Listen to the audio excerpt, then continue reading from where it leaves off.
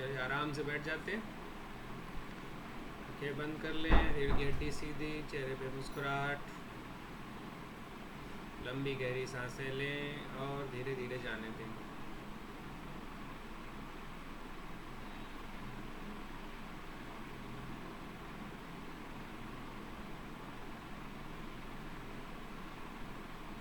ओंकार के लिए सांस लेंगे।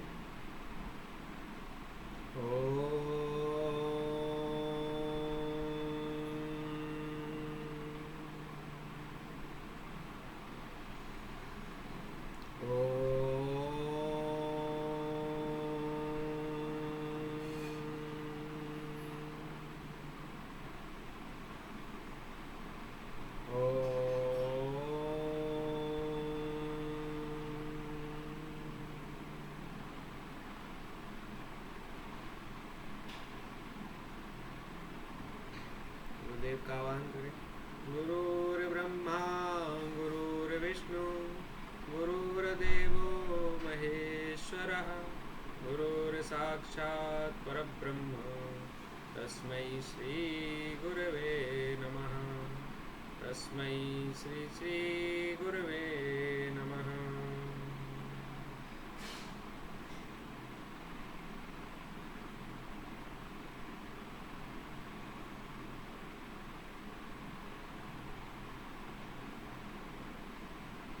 और मुस्कुराते मुस्कुराते निश्चिंता के भाव के साथ आंखें खोलेंगे।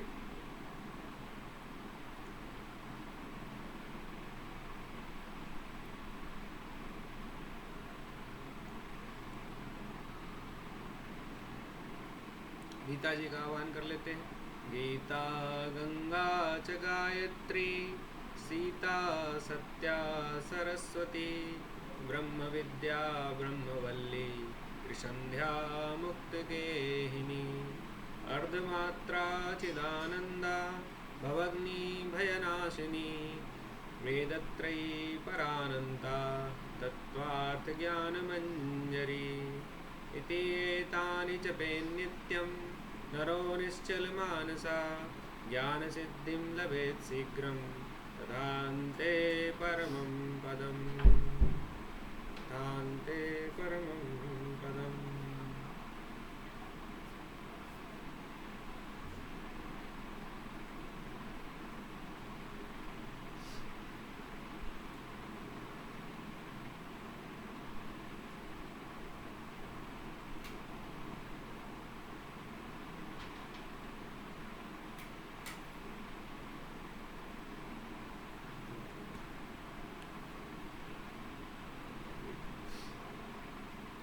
थोड़ी देर के लिए भी शेयरिंग बंद करते हैं, इसमें लोग दिख जाए आराम से।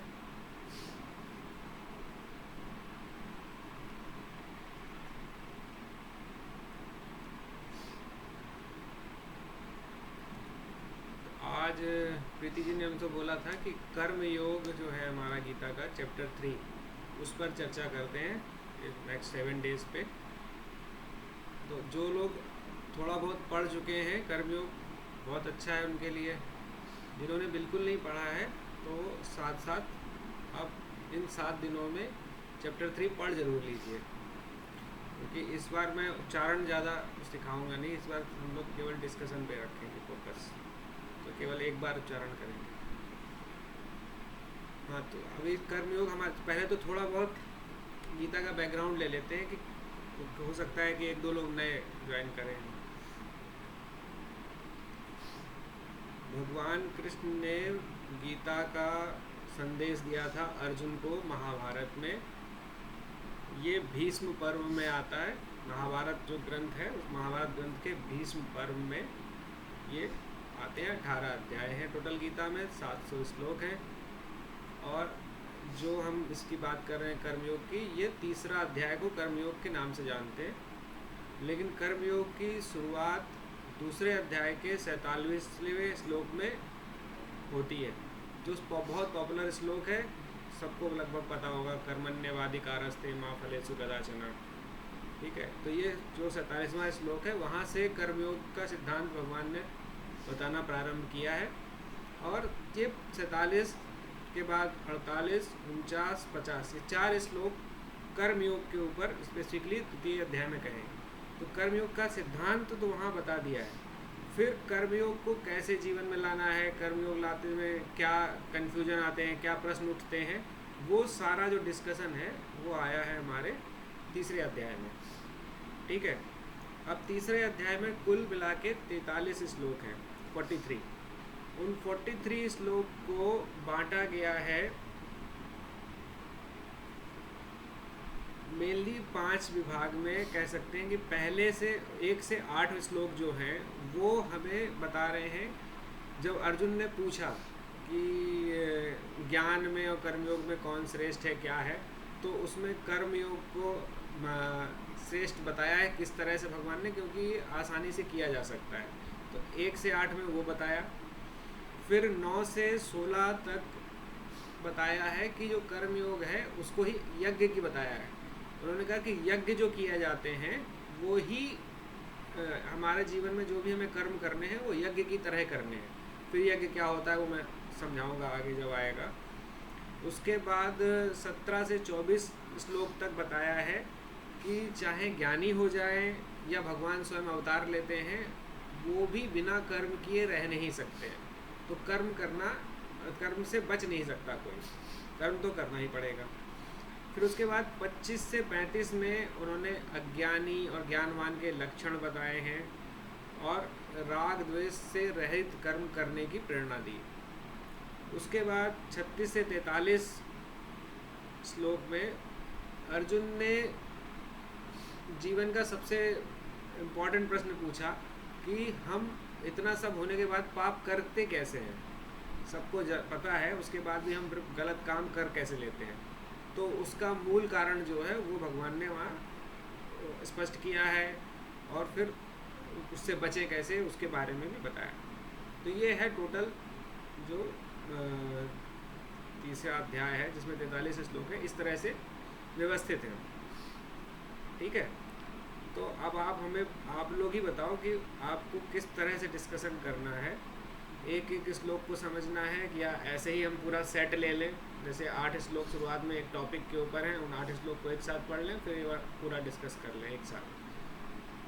बताइए, या एक एक श्लोक पढ़ना, क्योंकि एक एक श्लोक करेंगे तो फिर 7 दिन में तो कंप्लीट नहीं होगा। अगर सभी लोगों के पास टाइम है हाफ एन आवर तक तो हम बढ़ा लेंगे, मगर अभी आप ये ग्रुप में स्टार्ट करिए 1 से 8 का ही मेरी मतलब अगर सबको जैसा लगे। ठीक है, 1 से 8 का, और फिर हम उसको खुद से पढ़ के कल आपसे उसके प्रश्न पूछें। बहुत बढ़िया। अगर आप लोग एफर्ट डालना चाहते हैं तो मुझे उससे अच्छा कुछ नहीं है कि आप पढ़े पहले फिर प्रश्न पूछे, तो वो ज़्यादा अच्छा होगा डिस्कशन का। ठीक है, तो आप आज एक बता देंगे, एक रीडिंग करवा देंगे और एक आउटलाइन दे देंगे तो फिर चलिए आज हम लोग पहले 8 श्लोक पर ध्यान देते हैं। तो ये मेरा स्क्रीन दिख रहा है ना सबको? हाँ, तो ठीक है, मैं शेयर कर देता हूँ पहले अगर नहीं दिख रहा है तो।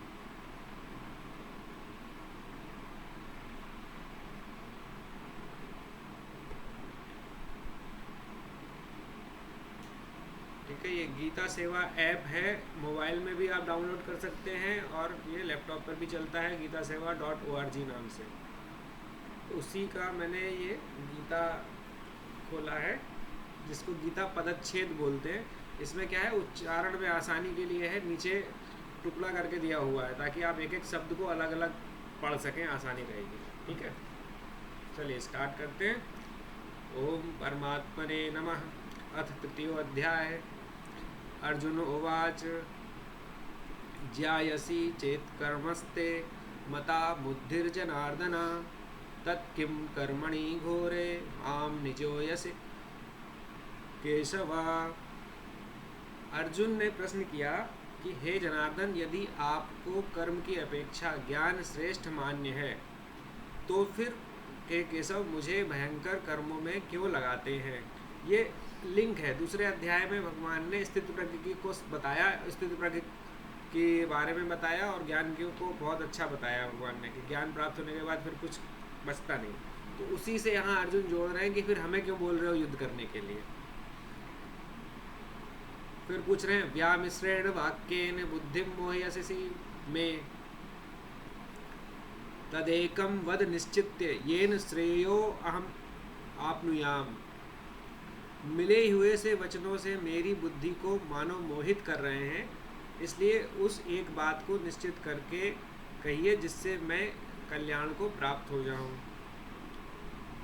यहाँ अब अर्जुन कह रहे हैं कि कभी आप बोल रहे हैं कर्म अच्छा है, कभी बोल रहे हैं ज्ञान अच्छा है, तो करना क्या है ये क्लियरली एक बार बता दो।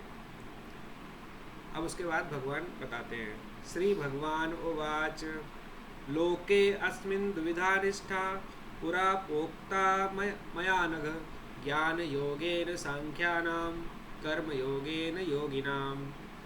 हे निष्पाप, अर्जुन को बोल रहे हैं भगवान, हे निष्पाप, इस लोक में दो प्रकार की निष्ठा मेरे द्वारा पहले कही गई है।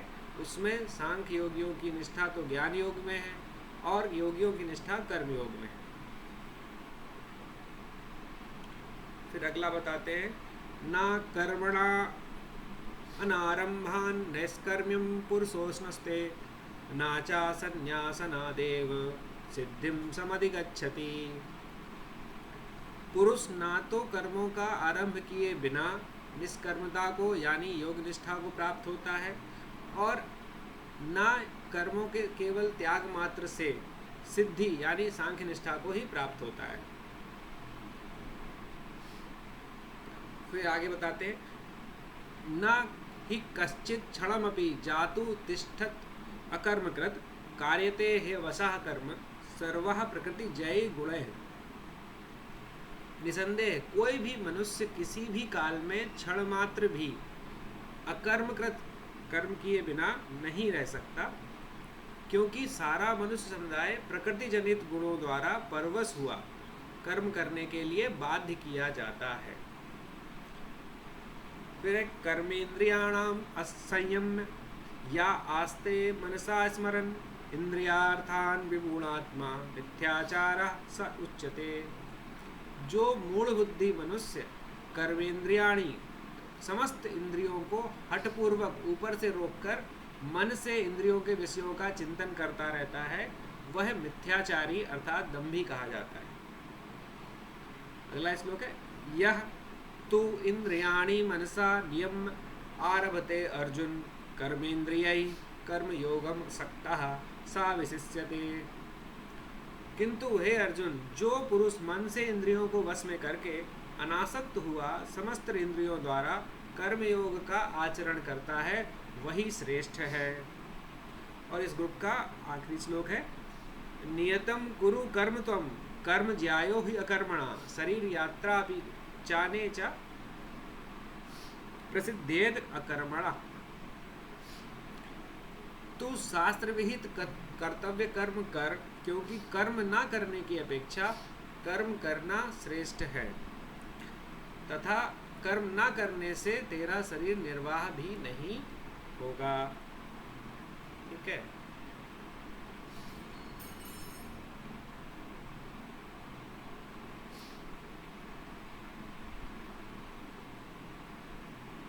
तो ये तो 8 श्लोक हो गए। आप लोगों को एक भूमिका मिल गई कि हम किस दिशा में बात करेंगे।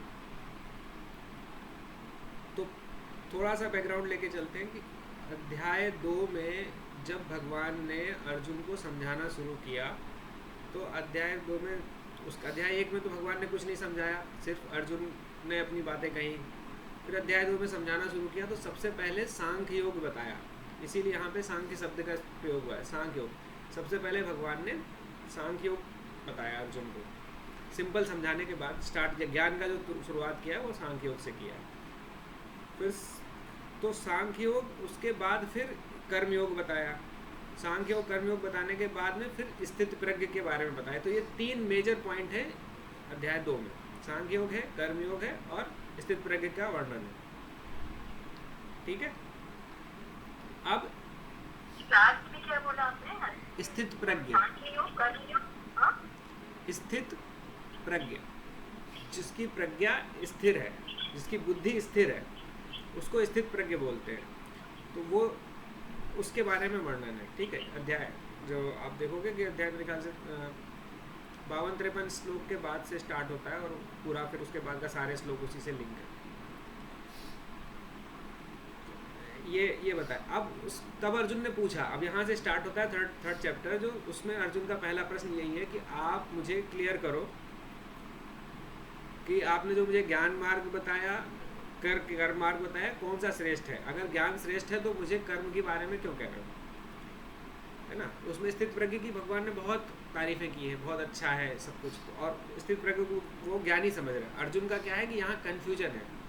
भगवान ने कहीं नहीं कहा है कि वो कर्मयोगी नहीं है, भगवान ने केवल लक्षण बताए हैं उसके, जिसकी बुद्धि स्थिर है। तो अर्जुन ने कहा कि वो ज्ञान योगी है, तो उसका हम फिर हमें ज्ञान में अगर सही सब कुछ मिल जाना है तो हम कर्म क्यों करें? कर्मयोग और कर्म करने में अंतर नहीं समझ पाने के कारण अर्जुन बोल रहा है कि मुझे युद्ध के लिए क्यों कह रहे हो। यहाँ पहला प्रश्न आता है।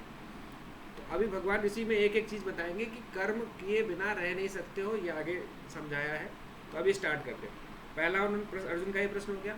फिर अर्जुन ने पूछा कि अगर मान लो करना ही है तो ज्ञान योग और कर्म योग में कौन श्रेष्ठ है? ये एक अर्जुन ने प्रश्न किया। भगवान ने ये भी बताया। फिर उसके बाद भगवान बता रहे हैं, तीसरे श्लोक से स्टार्ट किया एक्सप्लेन करना, तो उसमें बताया कि ज्ञान योग सांख्य योगी जो है वो ज्ञान योग वाले हैं, और कर्म योगी जो है योग, भगवान ने योगी शब्द सिर्फ इस्तेमाल किया है योगी नाम, तो उसके लिए तो जो योगी है वो कर्म योग को ले जाते हैं। अब थोड़ा सा समझ लेते हैं कि है क्या ज्ञान योग, कर्म योग है क्या, नहीं तो फिर ये कन्फ्यूजन रहेगा बार बार। तो जो व्यक्ति इस तरह से जीवन जीता है कि सब कुछ गुणों के कारण हो रहा है, गुणों का मतलब यहाँ पे है सत्व रजस तमस, ठीक है, तो जो ये सोच के चलता है कि सृष्टि का हर कार्य चल रहा है वो गुणों की प्रेरणा से हो रहा है, कि कोई व्यक्ति वस्तु या परिस्थिति है वो सतोगुण के कारण है या रजोगुण के कारण है या तमोगुण के कारण है, तो गुणों के कारण ही अगर कोई व्यक्ति का व्यवहार भी है तो वो उस गुणों के कारण हो रहा है, ना कि वो खुद कुछ कर रहा है। संपूर्ण सृष्टि गुणों से चल रही है। इस भाव में स्थित होकर के वो बस आराम से रहता है, अपने काम जो सामने काम आया उसको कर दिया, कोई किसी से लगाव नहीं, कुछ करने की अपनी तरफ से इच्छा नहीं, कुछ पाने की इच्छा नहीं। जो इस तरह से जी रहा है वो ज्ञानी योगी है। बात थोड़ी सी समझ में आ रही है? जो ये मान के चल रहा है कि कोई भी कुछ नहीं कर रहा है, कोई जो भी हमें दिख रहा है वो किसी ना वो गुण की प्रेरणा के कारण हो रहा है। अगर कोई व्यक्ति इस वक्त बहुत काम में लगा है तो रजोगुण से प्रेरित है, अगर कोई मूर्खतापूर्ण काम कर रहा है इसका मतलब तमोगुण से प्रेरित है, कोई अगर साधना सेवा में लगा हुआ है इसका मतलब सतोगुण के कारण हो रहा है। उसमें उसका खुद का कोई रोल नहीं है, वो केवल और केवल गाइड हो रहा है गुणों के कारण। ऐसे भाव से जो रहता है तो उसको जब उसे दिख रहा है हर आदमी में गुणों की प्रेरणा, तो किसी से राग द्वेष नहीं होगा उस व्यक्ति को, तो ज्ञान में स्थिर रहता है। इसको सांख्य योगी बोलते हैं या ज्ञान योगी बोलते हैं। तो ज्ञान योगी इस तरह से जीता है। लेकिन कर्म योगी क्या है? कर्म योगी ये नहीं मानता, कर्म योगी में अहंकार रहता है, कर्म योगी का अहंकार बाद में जाता है। ज्ञान योगी को अहंकार रहित स्टार्टिंग से ही होना है, यही इसीलिए कठिनाई है। ज्ञान योग की कठिनाई जो है वो सिर्फ इतनी है कि अहंकार स्टार्टिंग से ड्रॉप करना है। कर्म योग में अहंकार को आप लेके भी चल सकते हैं कि हम ये मानते हैं कि कर्म कर रहे हैं, लेकिन कर्म योगी का क्या है कि कर्म किसके लिए कर रहे हैं? कर्म आप कर रहे हो लेकिन किसके लिए कर रहे हो, इससे पूरा खेल बदल जाता है। जैसे कि कोई पुलिस वाला है और वो मॉब कंट्रोल में लाठी डंडा चला दे, तो उस वक्त उसको कोई सजा नहीं होगी। और मान लीजिए आपके मन में बड़ी दया आ गई और मॉब कंट्रोल में आपने लाठी डंडा चला दिया, तो क्या होगा? आपको पुलिस पकड़ के ले जाएगी। तो ये है हम किसके लिए काम कर रहे हैं, ये भाव। वो सरकार के लिए काम कर रहा है, इसलिए उसको सजा नहीं मिलेगी। इसी तरह से जब हमारा ये भाव हो जाए कि हम केवल और केवल प्रभु के लिए कार्य कर रहे हैं, हमारा अपना पर्सनल कोई कार्य नहीं है, हाँ कार्य हम कर रहे हैं, लेकिन जो भी हम कार्य कर रहे हैं वो प्रभु के लिए कर रहे हैं। अब प्रभु आपके टर्म में प्रभु कोई भी हो सकता है, आपके लिए प्रभु गुरु हो सकते हैं, आपके लिए प्रभु कृष्ण हो सकते हैं, आपके लिए प्रभु राम हो सकते हैं, देवी माँ हो सकती हैं, राधा जी हो सकती है, या कोई भी हो सकता है जिसके भी आपने शरणागति मान ली कि ये मैं इनके लिए कर रहा हूँ। तो उसमें क्या है, आप पे कर्म फल नहीं आएगा, क्योंकि आप अपने लिए कर रही, आप मान ही नहीं रहे कि मैं अपने लिए कर रहा हूँ, मैं उनके कहने पे काम कर रहा हूँ। जब किसी के कहने पे काम होता है तो आपको कभी कर्म नहीं लगेगा, इसीलिए कोई सज़ा नहीं मिलती है किसी भी सरकारी अधिकारी को अगर वो कुछ भी उल्टा पुल्टा काम कर रहा है। अगर किसी ऊपरी उसके पास लिखित आदेश है कि भाई डीएम ने आदेश दे दिया लाठी चार्ज का, डीएम ने आदेश दे दिया गोली चला दो भाई, तो उस बात का कोई किसी भी पुलिस वाले के ऊपर कोई कार्रवाई नहीं होगी। लेकिन जब जैसे इनकाउंटर होता है तो कार्रवाई होती है, क्योंकि इनकाउंटर कब होता है, आदेश नहीं दिया जाता है पहले से, वो सिचुएशनल होता है कि भाई गए थे, मुठभेड़ हुई और वहाँ अचानक से गोली चलने लगी, हमने ऑन द स्पॉट डिसीजन ले लिया। तो इसमें क्या है, आदेश नहीं है, तो आपके तब कार्रवाई हो जाती है। तो जहाँ हमने किसके लिए काम कर रहे हैं ये क्लैरिटी हो गई तो कर्मयोग हमारा सफल हो जाता है। ये हमारा ज्ञान योग और कर्मयोग का ये पॉइंट था, ये मैंने क्लियर कर दिया। ठीक है, अब हम श्लोक पे आ जाते हैं जो अगले श्लोक हैं हमारे। हाँ, तो बस ऐसा हुआ कि कर्म योग हमारा जब हमें पता चल जाए कि हम किसके लिए कर्म कर रहे हैं, मतलब तो हमारा कर्म योग सफल हुआ, मतलब क्योंकि हम योग उनके साथ योग लगा के कर्म को कर रहे हैं कि भाई इनके निर्देशानुसार ही हमारे जीवन में हमें ये काम करना पड़ रहा है, या हमें काम इस काम के लिए नियुक्त हुए हैं, तो ये हमारी रिस्पॉन्सिबिलिटी है कि हम इस कार्य को उनके निर्देशानुसार करते रहें। तो वो हमारा कर्म के साथ योग हो गया। कर्म के साथ योग जैसा कुछ नहीं है, ज्ञान के साथ योग, कर्म के साथ योग क्या है इसकी डेफिनेशन आगे बता रहे हैं भगवान, और पहले भी बताई है। ठीक है, वो थोड़ा सा क्लियर करना है, अगर वो क्लियर करना है तो चलो पहले वो क्लियर करते हैं फिर आगे बढ़ते हैं हम लोग। एक मिनट में थोड़ा शेयर करके फिर दिखा देता हूँ ताकि इजी रहेगा। योग की डेफिनेशन बहुत इम्पॉर्टेंट है।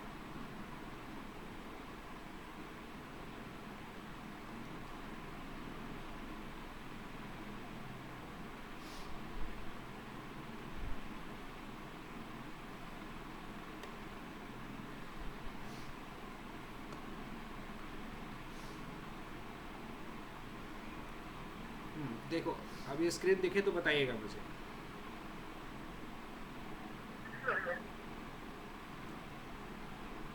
दिख रहा है?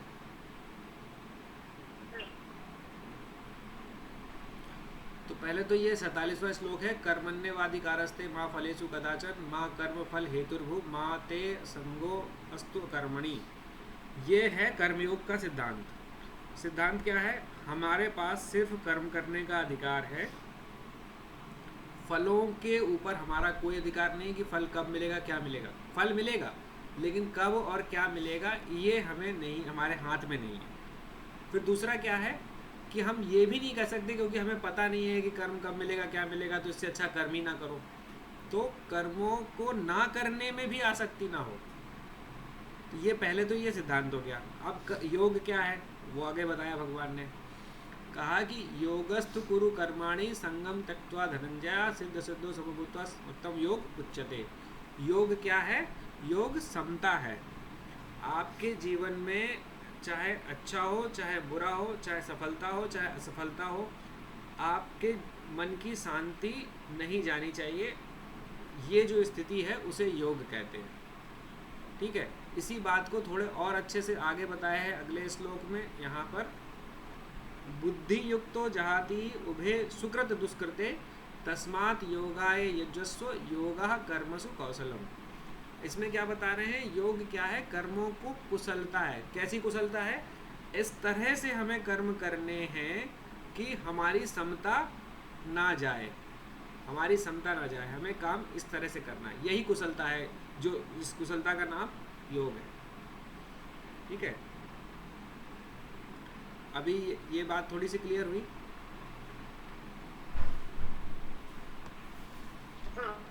क्योंकि अब वो नहीं लगेगा ना कि हम क्या कर रहे हैं, कि कर्म को योग नहीं कर रहे हैं या ज्ञान को योग नहीं कर रहे हैं।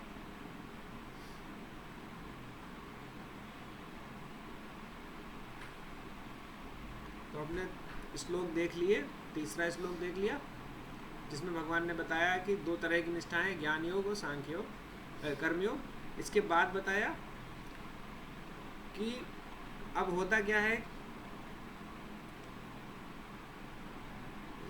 इसको थोड़ी देर के लिए बाहर निकालते हैं तो समझ आएगी। शक्ल दिखती है तो थोड़ा समझ में आता है कि क्या बोल रहे हैं। अगला श्लोक जो है उसमें बता रहे हैं कि जैसे कर्म योग के लिए बोला ना कि हम ऐसे कर्म करें कि जो हमसे लगे नहीं, ठीक है, जो जो जिसका कर्म का फल हमें ना हो, तो तभी हम बच जाएंगे उससे, उसके फल से।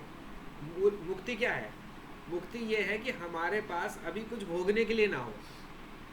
अगर कुछ भी भोगने के लिए तो नहीं है तो हम मुक्त है, और कुछ भी भोगने के लिए बचा है तो मुक्त हो नहीं सकते। कुछ संसार में कुछ आपका काम बचा हुआ है ना, अच्छा और बुरा कुछ भी हो सकता है। अगर आपको राजा बनना है तो भी आपको संसार में आना है, और जेल में जाना है तो भी संसार में आना है, दोनों केस में।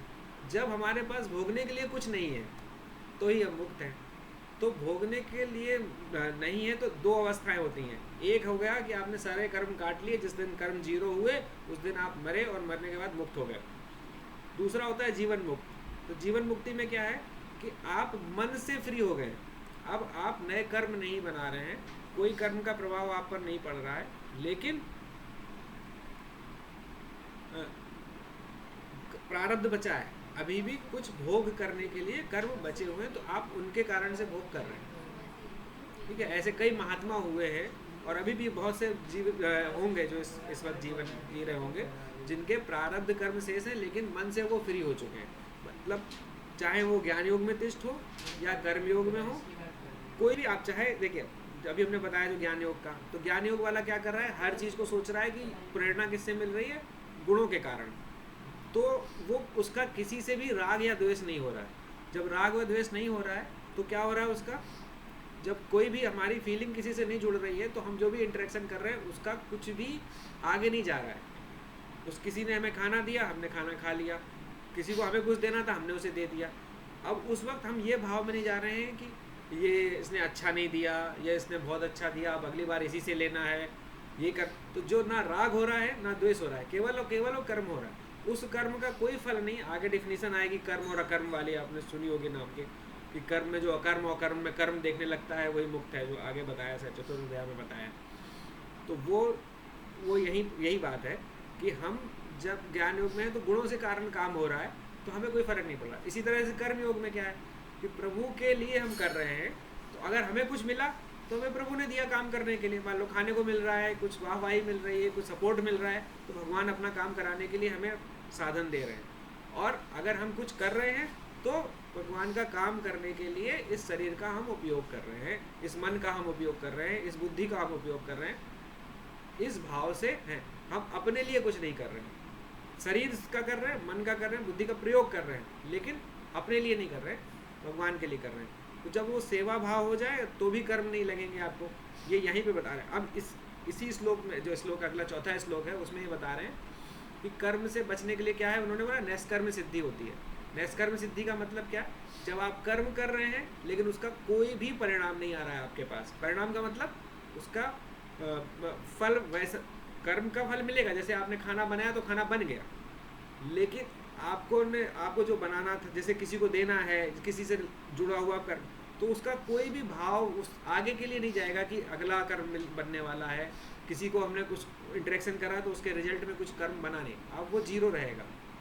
तो ये नैष्कर्म सिद्धि बोलते हैं कि कर्म किया लेकिन अकर्म की तरह रिजल्ट दे रहा है, उसका कोई रिजल्ट नहीं है, कि आगे कुछ नहीं होगा उसका। उसी तरह से ज्ञान योग में सिद्धि क्या होती है कि आप शांत होकर के स्थित हैं, तो उसमें क्या है कि सारे कर्म, ज्ञान योगी कितने होते हैं, जो सन्यासी हैं उनको ज्ञान योगी, ज़्यादातर सन्यासियों को ज्ञान योगी बात माना जाता है कि वो संसार छोड़ देते हैं क्योंकि उन्हें कुछ कर्म नहीं करना है नया। तो अब उस भाव में है कि सारे कर्म छोड़ने से भी सिद्धि नहीं मिलेगी और कोई कर्म नया प्रारंभ करने से भी सिद्धि नहीं मिलेगी। कर्म योगी जो हम लोग हैं, हम कुछ ना कुछ करते रहते हैं भाई, नया कुछ कर रहे हैं, कहीं किसी ने नया काम शुरू किया, किसी ने कुछ पढ़ाई शुरू की, कोई नई रिलेशनशिप में गया, तो इस तरह से कर्म तो नए बढ़ रहे हैं। तो उस भाव से है कि ऐसा नहीं हो सकता है कि आप कर्म ना ही एकदम कोई नया काम करें ही नहीं। कर्मयोग का मतलब ये नहीं है कि आप कोई नया काम ना करें। उसी तरह से ज्ञान योग का मतलब ये नहीं है कि आप कोई काम ना करें, ये कन्फ्यूजन ना रखें। इसको भगवान यहाँ समझा रहे हैं कि कर्मयोग में आप काम करते रहिए, चाहे नए पुराने कितने भी करें, लेकिन अगर इस भाव में है कि मैं अपने लिए नहीं कर रहा हूँ तो आपको कर्म नहीं लगेगा। सेम ज्ञान योग में है कि अगर आप कोई काम नहीं कर रहे हैं ये सोचेंगे तो भी गलत है। जो आपके प्रारब्ध के हिसाब से कर्म आया उसको आप रिस्पॉन्ड करिए, और ये मान के चलिए गुणों के कारण कर्म हो रहा है, तो आपके फिर कर्म का प्रभाव तब नहीं पड़ेगा। ये चौथे श्लोक का मैसेज है, ठीक है।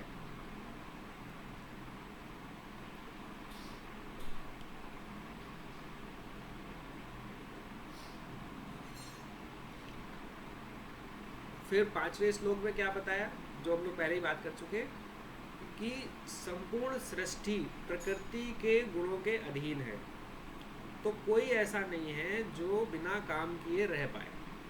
जैसे कि जो अभी पिछले कनेक्ट कर रहे हैं कि चौथे श्लोक में बोला कि भाई हम कोई काम नहीं करेंगे, तो ऐसा संभव नहीं है। वो भगवान बता रहे हैं कि टेक्निकली संभव नहीं है कि हर व्यक्ति, हर वस्तु, संसार की जो भी है वो प्रकृति के गुणों के अंदर आती है। जब तक हम गुणों के ऊपर नहीं जा रहे हैं तब तक हम गुणों से प्रभावित रहेंगे। गुणों से प्रभावित रहेंगे तो जो भी गुण हमारे भीतर जगेगा उस गुण के हिसाब से हमारे जीवन में एक्शन ऑटोमेटिकली हो जाएंगे। ये इस 5वें श्लोक का तात्पर्य था, ठीक है।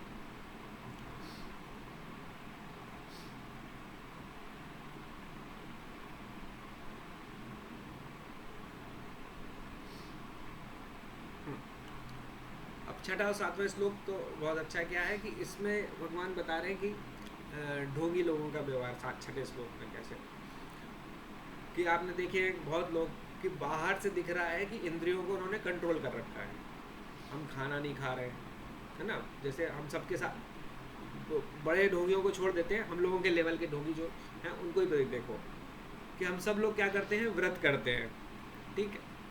तो व्रत में क्या करते हैं, खाना नहीं खाते है ना, लेकिन क्या है खाने के बारे में सोचते रहते हैं। 12 बजने वाले हैं तो लोग साबूदाने की खिचड़ी बना लेते हैं। अच्छा 4 बजने वाला है, कुछ फल खा लिए या कुछ कर लिया, तो हम क्या कर रहे हैं, हम व्रत नहीं कर रहे हैं, हम भोजन का चिंतन कर रहे हैं।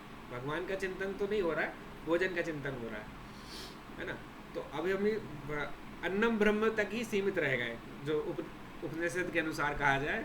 केवल हमारा ब्रह्म का चिंतन होने की जगह अन्न का चिंतन है, तो अन्नम ब्रह्म में रह गए।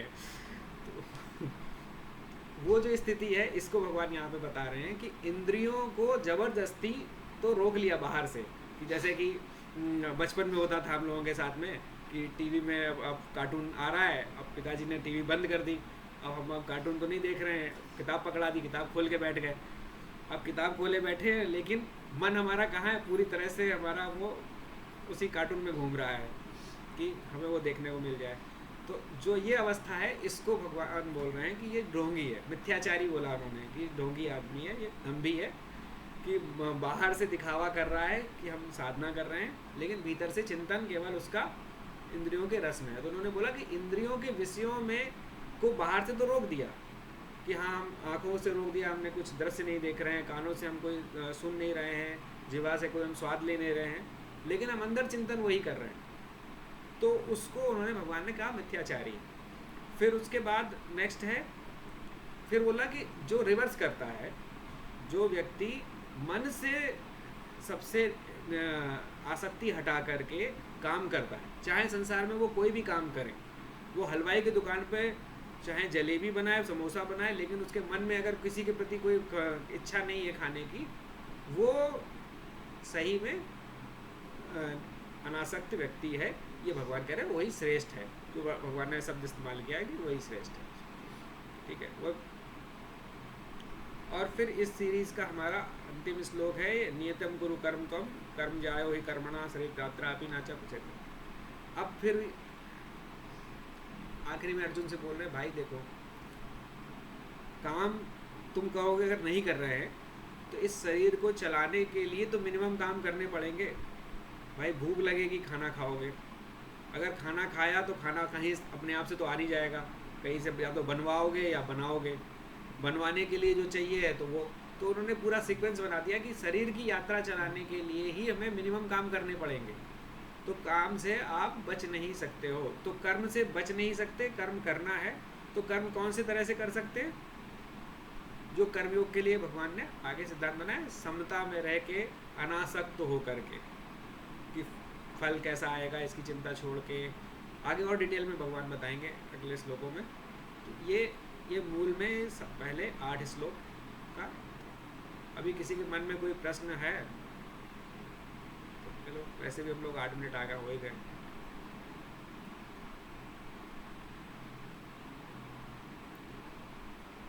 प्रीति आपके लिए ठीक है? हाँ, इसमें क्वेश्चन है, जैसे आपने कहा कि खाना, भूख लग रही, खाना के बारे में सोच रहे हैं, व्रत लगता है। हाँ, ऐसे ही इसमें थोड़ा अगर अपन आगे जाए तो अपन जब सारे स्पोर्ट्स करते हैं तो वैसे तो चुप हो जाते हैं, लेकिन माइंड कंटिन्यूसली चलता रहता है, तो वो क्या प्रॉपर साइलेंस है? मतलब नहीं ऐसी है, नहीं है। वो गुरुजी भी बताते हैं ना, उसमें गुरुजी भी बता रहे होते हैं, लेकिन क्या है, स्टार्टिंग है कि जैसे लैंग्वेज सीखते हैं तो पहले लैंग्वेज की ककारा सीखते हैं, किसी भी लैंग्वेज का अल्फ़ाबेट सीखते हैं, तो उसी तरह से हम वो साधना की शुरुआत में हम वो कर रहे हैं, तो हम 100% नहीं होगा, लेकिन स्टार्टिंग है। वो सिद्धावस्था नहीं है, वो साधक की अवस्था। साधक की अवस्था में हमेशा कुछ ना कुछ कमियां रहेंगी। अगर अभी मान लो कि जो लोग 50 एडवांस कोर्स भी कर चुके हैं तो उनको बोलने की इच्छा बिल्कुल नहीं होती है, लेकिन उनकी दूसरे प्रॉब्लम्स है, वो गुरुजी की अवस्था में नहीं। जैसे गुरुजी को देखो, नवरात्रि में मौन रखते हैं तो उनके सामने ही लगता है कि जैसे वो है ही नहीं, खाली दिखते हैं, क्योंकि वो बिल्कुल पूरी तरह से सारी इंद्रियां उनकी अंदर हैं, कुछ है ही नहीं बाहर। तो हम कुछ वो अवस्था वो सिद्ध अवस्था है। तो भगवान जो बात कर रहे हैं वो सिद्धों की बात कर रहे हैं, ठीक है? हाँ प्रीति बोल।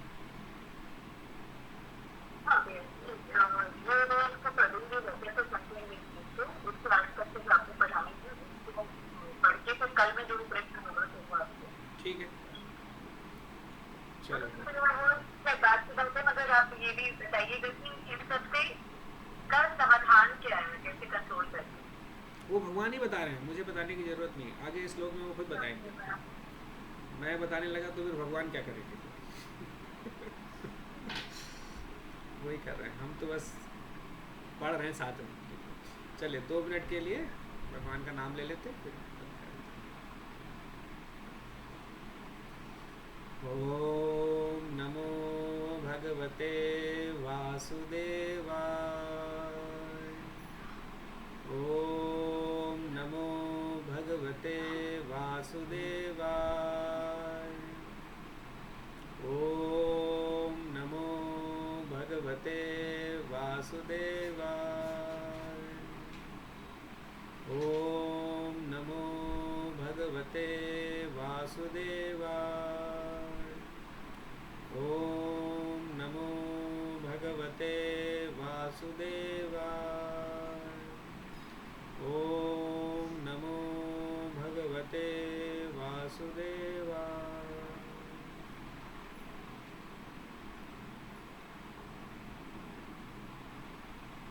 पूरे भाव से भगवान से प्रार्थना करते हैं कि अगर हम ज्ञान योग के लिए उपयुक्त हैं तो हमारे भीतर ज्ञान योग प्रकट हो। अगर हम कर्म योग के लिए उपयुक्त हैं तो हमारे भीतर कर्म योग प्रकट हो, क्योंकि भीतर बैठे वही प्रकट करा रहे हैं। पूरे भाव से प्रार्थना करें, हे हमारे भीतर बैठे कृष्ण कन्हैया, जिसके लिए भी हम उपयुक्त हैं उस योग को प्रकट करो हमारे भीतर।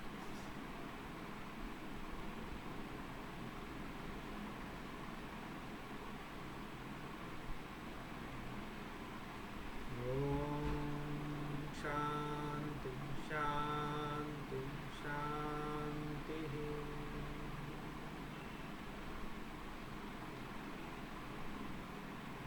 और मुस्कुराते मुस्कुराते इस भाव के साथ कि उन्होंने आशीर्वाद दे दिया है, आंखें खोलें।